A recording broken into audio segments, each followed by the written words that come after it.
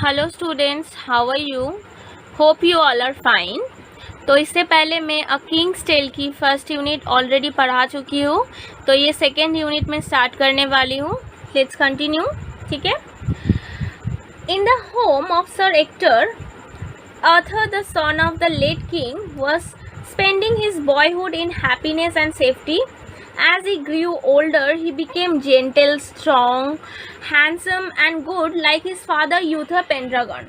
तो इसका मतलब क्या हुआ कि गुजरे हुए राजा के जो बेटे आर्थर वो सर एक्टर के घर में अपने लड़कपन यानी कि अपने बचपन बहुत ही खुशी और हिफाजत में गुजर रहा था।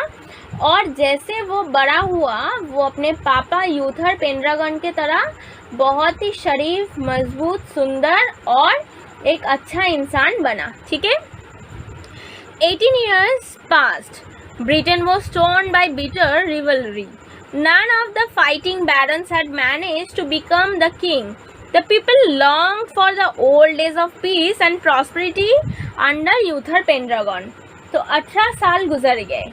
ब्रिटेन के जो साम्राज्य थे उनका जो दुश्मनी के कारण पूरा एकदम टूट गया था और आपस में लड़ने वाले नवाबों में से कोई भी नवाब ब्रिटेन के राजा बनने में कामयाब नहीं हो सका।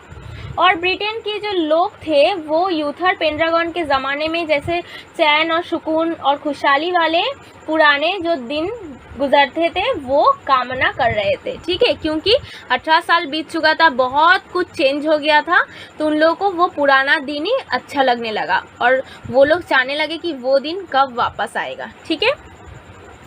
It was Christmas time, a time of festivity, but all around Britain people were hungry, cold and frightened.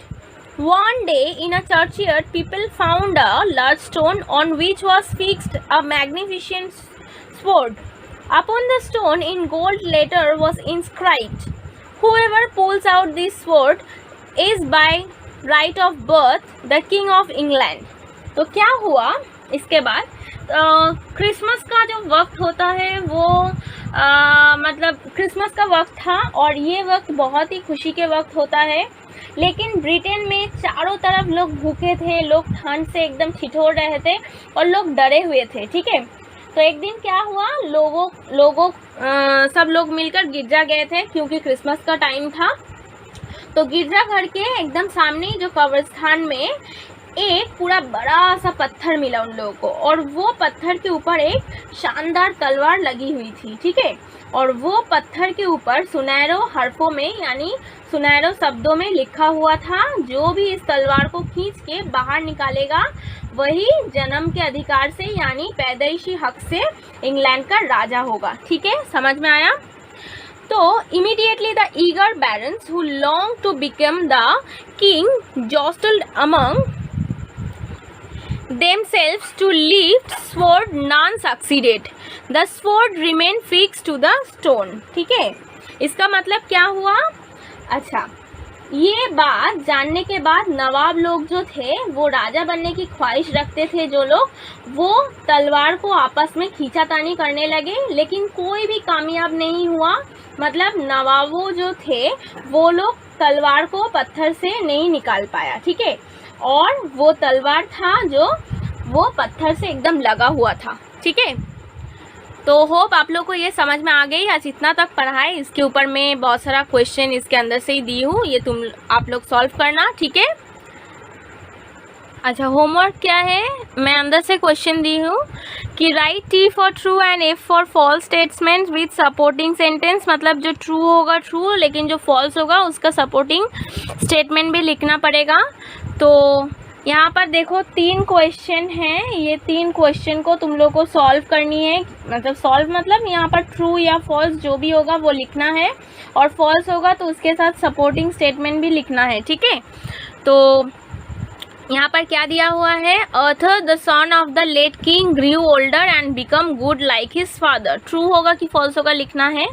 The people wanted the old days of peace under Uther Pendragon. Third है one day people saw beautiful sword lying in the ground of the churchyard. ठीक है। Then है complete the following sentences with information from the text, मतलब यहाँ पर आधा sentence दिया हुआ है और आधा फिलअप करना है। तो फर्स्ट क्या है, Arthur the son of the late king grew up in the home of dash, it was Arthur who dash, ये पूरा कंप्लीट करनी है, ठीक है। All around Britain people were dash, तो ये आधा सेंटेंस है तो पूरा कंप्लीट करके लिखना है वो टेक्स्ट के ज़रिए, ठीक है। फिर है answer the following questions, why were the people of Britain hungry and frightened, तो ये क्वेश्चन सॉल्व करनी है, आंसर तुम लोगों को वो समझने से मिल जाएगा टेक्स्ट के अंदर से। फिर है where did the people find the magnificent fort, और थर्ड है व्हाट वाज रिटेन देयर, ठीक है। तो ये आप लोगों का आज का होमवर्क है, जितना पढ़ाई हूँ उसके अंदर से ये क्वेश्चन है, ये अच्छे से सॉल्व करना है कॉपी में, ठीक है। तो आज इतना तक ही।